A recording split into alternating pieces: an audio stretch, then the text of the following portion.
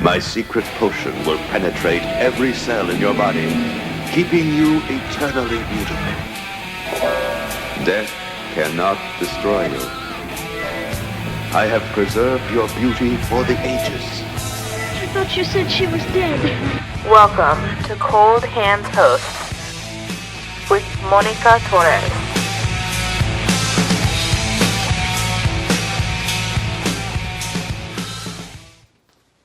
Hi everybody! Thanks for joining me here at the red sofa at Cold Hands Hosts. Look who I have today, the funeral commander. Hello, I just popped in. It was raining outside. I couldn't play golf. I figured I'd stop by here at the red couch. We love having you here. So today, you guys, as you guys know, I'm going to be interviewing some funeral professionals in our industry, and funeral commander here is very well known all around our industry and in our small community and our big industry community. Everybody knows Jeff, but what they don't know is sometimes what I really do. That's right. Right? Some people think I'm just on the Funeral Nation show and smoke cigars, drink rum, play golf, and just enjoy life. Well, I do that. Wait, that's not what you really do? That's what I do when I'm not. I have to pay for all those vices, so there's a way to do that. So my business, I work with the Foresight companies. I'm the director of sales and marketing there. And people wonder, what is the Foresight companies? Basically, our job is to help funeral homes be profitable. Now, it's interesting. This is a little thing sometimes that makes folks upset. Embalming cost. If your embalming charge is less than opening and closing in a grave, you might have the wrong charge. Think about that. With all the professional credentials and stuff you have here, maybe that charges need to be a little bit more. But from the other side, I'm a funeral home owner. In fact, my funeral home is being sold next month. I've had it since 2009. But our job is to also help funeral home owners who are looking to sell their business, to make sure it's valued correctly, to make sure that the strengths and weaknesses are recognized. And if it's weak, we help them shore it up.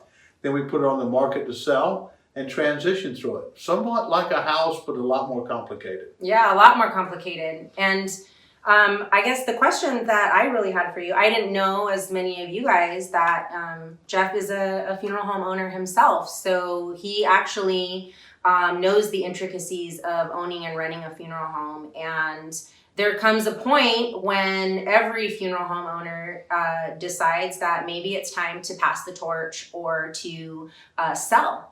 And I think a lot of funeral directors, sit on their hands for a really long time. They don't know what to do. They don't know where to go. As a funeral home owner, what has your, I don't want to say fear, but what has been the biggest hesitancy that you've been facing? I know you're getting really, really close at this point, right? Yeah, the issue is how much is my funeral home worth? Unfortunately, Exactly. Every funeral home owner in the planet, especially in the smaller ones, thinks their business is worth $1 million plus. And unfortunately, that's generally not the case. One of the things that we're facing, all of us now, is that we're having more cremation versus burial. Mm-hmm. Therefore, the revenue's not the same. And if you have it priced correctly to keep the revenue on pace, the value of your funeral home's going down. Now, one big misnomer that I think is somewhat a piece of this is say, oh, my real estate is worth $3 million. No, it's not. Your real estate is worth the multiple of rent based on certain criteria of your firm. And when I say that, what I mean is if you shut your funeral home down right now, you didn't sell the business, it's just the value of the property, you're not going to get $3 million for it. Unless you happen to be in a great space, okay? Now, when I say that, we actually had a client that was in a big city. Their business is worth $4 million, including the real estate, as a ongoing concern. But someone wanted their spot for $12 million. That doesn't happen all the time. So anyway, not understanding the true value of your business is one of the issues I see as a funeral home owner, and on my side of the Foresight companies, that we need to pay attention to. So there's a definite formula, is what you're saying. Yes. There's a definite formula. So you guys can, reach out to Jeff and ask him, if he can help you guys if you're at that point, ladies and gentlemen. If you're at the point where you are looking to move on to the next phase of your life, What would be the one thing when there is somebody that is going to purchase the funeral home? What are the things that stand out to you the most that you can give advice to funeral home owners, maybe as somebody that is a part of a succession plan? Right.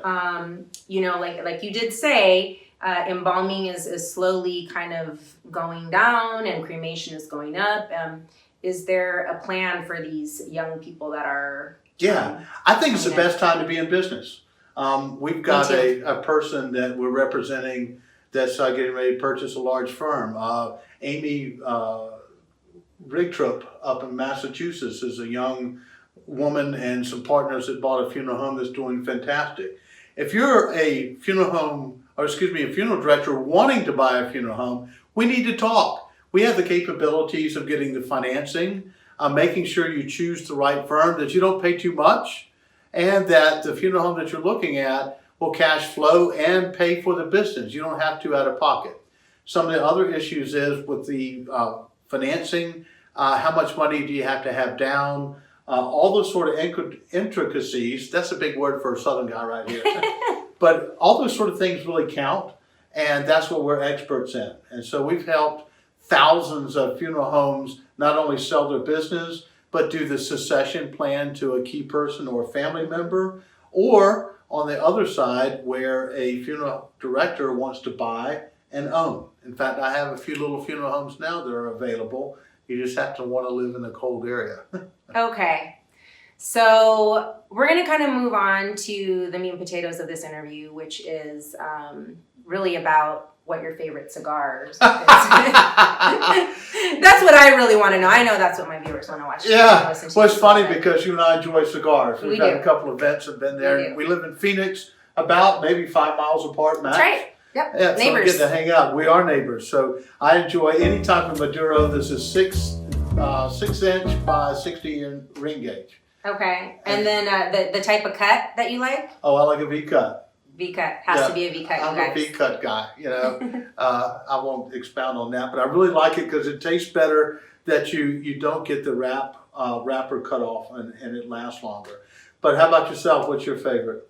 Well, it's actually one that you turned me on to, the Fat Bottom Betty. Those are my favorite right now. Fat Bottom Betties. Yeah, I like those. I'm loving those right now. They're kind of my favorite, nice and sweet, just like me. Yeah, in fact, that's my girl's favorite. She loves Fat Bottom Betties. Yeah. So yeah, we have a lot of fun out here, and it's great because in Phoenix we live close to 2 cigar places. Yeah, they're all over here, and so we get to enjoy Phoenix's best. It is. But if you guys want to meet up with both of us and talk to me about embalming, or talk to Jeff about your future plans as far as either selling or buying a funeral home, we're going to be on tour this year. We'll be at some of the different conventions. Mm-hmm. I know we'll both be at ICCFA this year. Correct. So keep an eye out for us, and maybe we'll get to share a cigar.